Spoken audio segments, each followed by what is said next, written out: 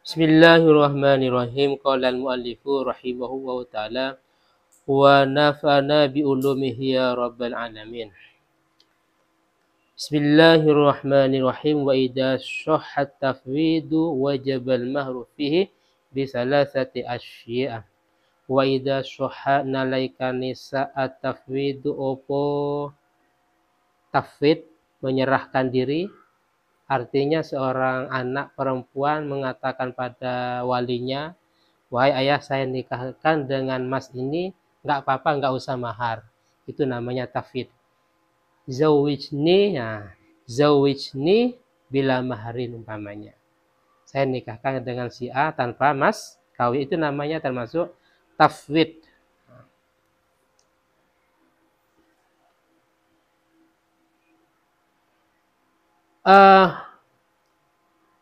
Wajabah mongko wajib al-maharu opo mahar fihi ing dalam tafwid bisalah sati asy'ab kalawan telu piro-piro perkor waya utawi salasah an yafridahu zawju ala nafsih wartardo zawjatu bima faradahu waya utawi salasah an yafridahu iku yento menentukan hu ing mahar az-zawju sapa suami ala nafsihi atas awai zauj wa tardo yafrido itu bermakna an yuqaddirah menentukan atau mengira-ngirakan wa tardo lan ridho az-zaujatu sapa istri bima kalawan perkara farado kang mesti akan sopo zauj hu ing ma. Jadi yang pertama yang memastikan dari pihak suami dan istri ridho. Yang kedua au yafrido utawa memastikan atau mewajibkan hu ing mahar al-hakimu sopo hakim ala zauji atas suami wa yakunu lan onu al-mafrudu alaihi opo mas kawin atau mahar yang dipastikan atau yang diwajibkan opo mas kawin yang dipastikan atau yang diwajibkan iku mahrul misli iku mahar misil.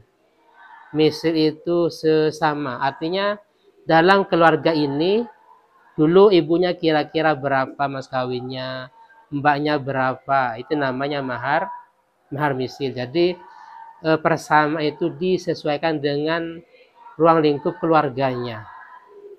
Contohnya Mbak Alifia punya mbak 5 umpamanya. Berapa mahar misilnya disesuaikan dengan mas kawin dari mbak-mbaknya. Wa yustaratu lan den syaratakan ilmul qadi opo mengetahui qadi bi qadrihi kalawan perkiraan mahar misil. Amma ridho zauju adapun utawi ridhonya suami istri bima kalawan perkara. Adapun utawi ridhonya suami istri bima kalawan perkara hu ing ma bima kalawan perkara yafridu kang mesti akan sapa hakim atau qadi ini sama. Kalau dalam negara Indonesia insya Allah itu KUA. Jadi hakim, qadi ini kurang lebihnya ya seperti KUA. Kalau ustadz ya itu bukan hakim. Itu namanya muhakkam. Bima kalawan perkara yafridu kang mesti akan sapa hakim hu ing ma mongko fala yustaratu mongko tidak disyaratkan opo ridho. Fala yustaratu mongko tidak disyaratkan opo ridho wis. Itu sudah 2. Berikutnya yang ketiga awiyadkhulah atau pada yafrido ya awiyadkhulah otowo yento dukhul sopo suami ai zauju tegese suami biha kalawan istri, ai zaujati tegese istri al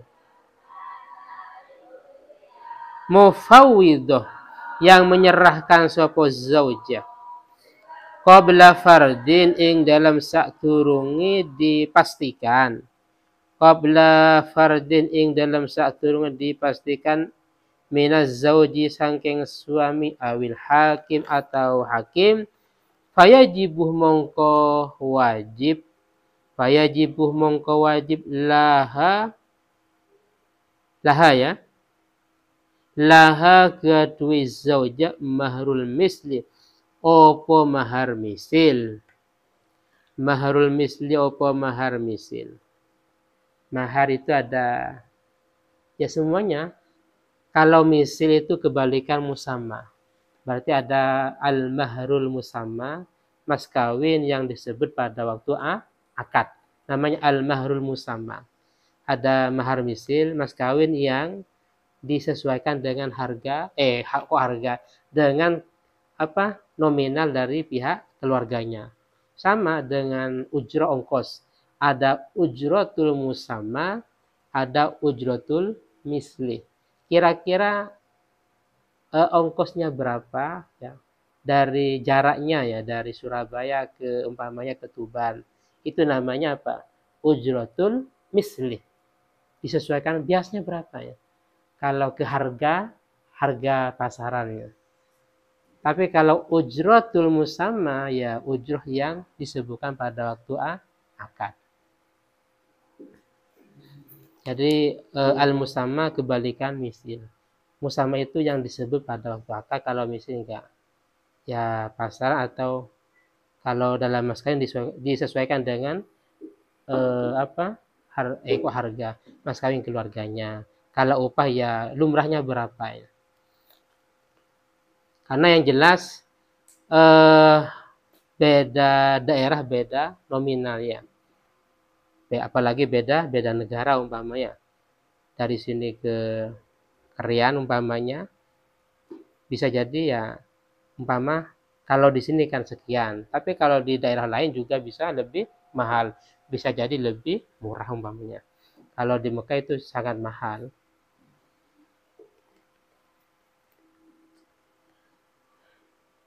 Mahrul misli opo mas kawin yang sesamanya, disamakan dengan lingkungan keluarganya. Binafsid dukhuli kalawan sebab berhubungan. Wa yu'tabaru lan dianggap hadzal mahru opo iki mas kawin bihalil aktif ing dalam tingkai akad fil asah, menurut asah. Wa in matah lamun mati ahaduz zaujani sopo salah satunya suami istri qabla fardin ing dalam sakturunge ditentukan atau dipastikan, wawat inlan ing dalam sebelum berhubungan, wajibah mongko wajib opo mahru mislin opo mahar misil fil adhar. Lainnya wal muraduh lan utawi kang den karapakan bimahril misli kalawan mahar misil. Tadi di atas sangat banyak istilah mahar misil. Apa sih? Yaitu qadruma, itu perkiraan mas kawin. Yurawwabu yang disukai bihi opoma fi misliha ing dalam sesamanya zaujah, adatan ing dalam kebiasaan.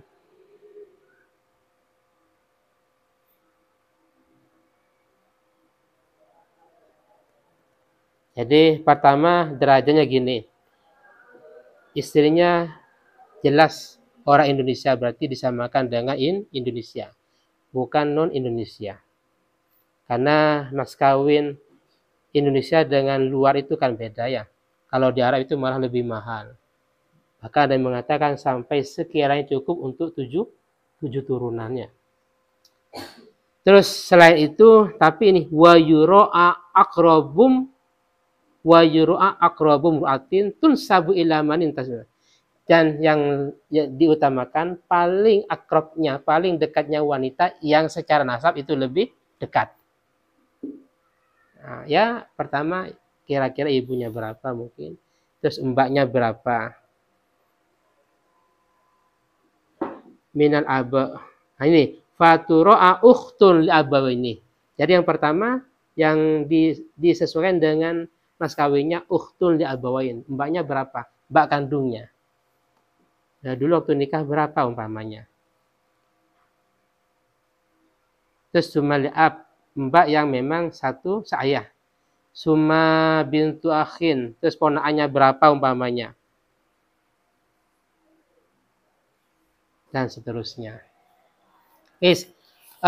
Jadi gini, menjelaskan tentang masalah tafwid kemarin, yang dimaksud dengan tafwid itu adalah tafwid itu bisa jadi dari seorang anak perempuan atau dari calon yang perempuan yang mau nikah mengatakan kepada ayahnya zawijni bila maharin.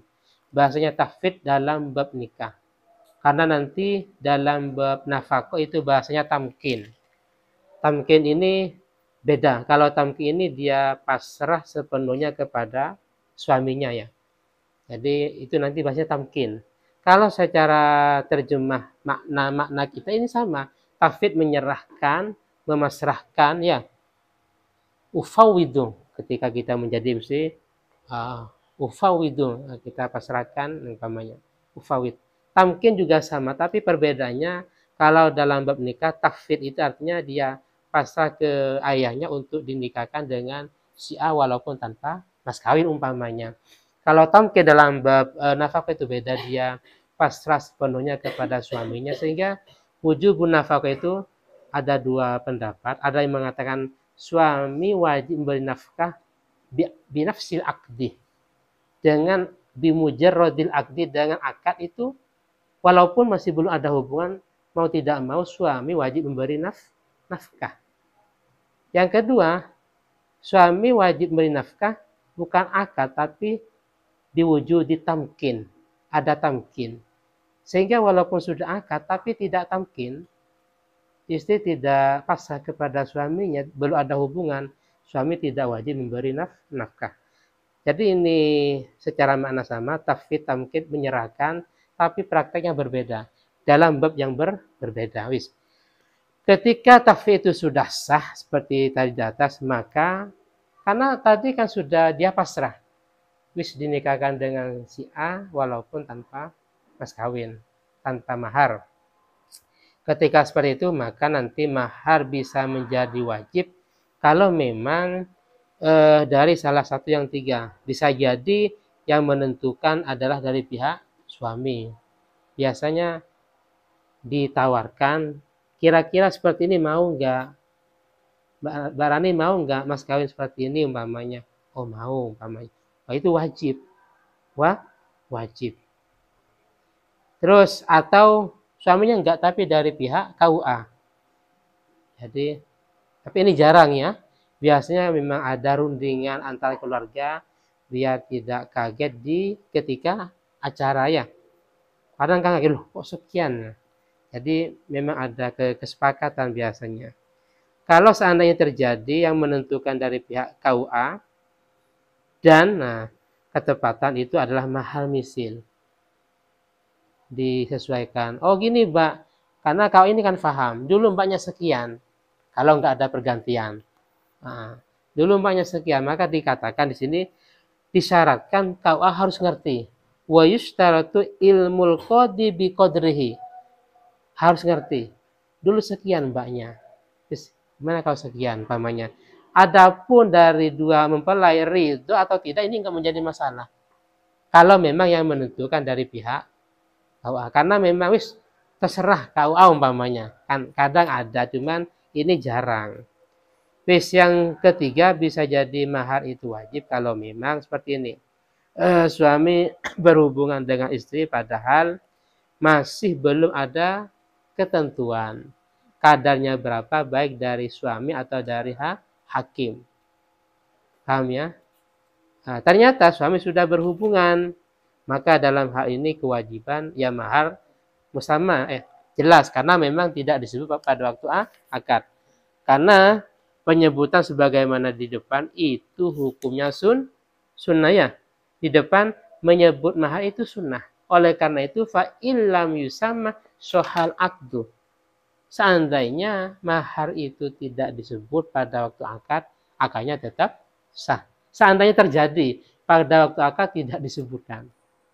Ternyata terjadi berhubungan. Padahal suami tidak takdir, tidak mengira-ngirakan berapa, dari kau juga ternyata berhubungan, maka kewajiban ini berapa? Mahar misli. Wah, ini repot. Kalau dulu mbaknya dengan nominal yang lumayan besar mungkin, karena suaminya termasuk musir, orang yang kaya, ya disesuaikan. Paham ya? Maka yang paling aman itu harus ada kesepakatan. Bagaimana? Apakah enggak sah? Tetap sah, cuman gini. Kalau suami itu tidak membayar, maulah, ini dianggap sebuah dain, hutang. Suami punya hutang pada istri, kecuali istri ibro. Istri membebaskan, mas, nggak apa-apa, nggak usah bayar. Paham ya? Nggak apa-apa, saya ridho, saya ikhlas, tidak usah membayar mas kawin. Kalau seperti itu, kita kira-kira barani rela enggak mengikhlaskan suami tidak usah bayar mas kawin? Atau keberatan? Hah? Nggak rela ya? Berarti kalau keberatan, ya pilihannya apakah suami atau atau mahar pilihannya? Uang. Ayin apa? Sama ya, sepakat uang. Nah, ini uang, mahar. Mahar. Saya kemarin bikin soal janda ilegal. Ngerti nggak janda ilegal? Alhamdulillah dicerai, tapi suaminya tidak mau. Ini kan dicerai kan sah secara agama. Tapi secara ke pemerintahan dianggap tidak sah. Suami tidak ngurus suratnya. Apa yang masuk ilegal? Di KTP status nikah. Status nikah di KTP. Kenyataannya sudah cerai. Paham ya? Ini yang dimaksud. Nah, ini kemarin saya bikin pertanyaan, tapi kok kayak gampang gitu ya. Memang gampang, cuman memang kejadian banyak kan. Kadang suami tidak mau ngasih surat. Ini kan yang nanti yang kasihan perempuan. Apalagi suaminya keras nanti. Pokok satu pun tidak boleh ada yang menikahi si A, mantan istrinya. Tapi dia sendiri mencerai tapi tidak mau mengeluarkan surat. Ini kan repot. Itu namanya janda. Maka dalam pilihan tadi kira-kira milih mana ya kan? Hah? Karena gini, dulu saya sempat menemukan sebuah ibarat. Kalau suami yang cerdas, umpama dengan mas kawin yang nominalnya banyak ayin, tapi muajalan bukan halan. Dengan mas kawin, ini contoh, dengan mas kawin 100 juta, tapi muajalan, bukan secara halan, dihutang.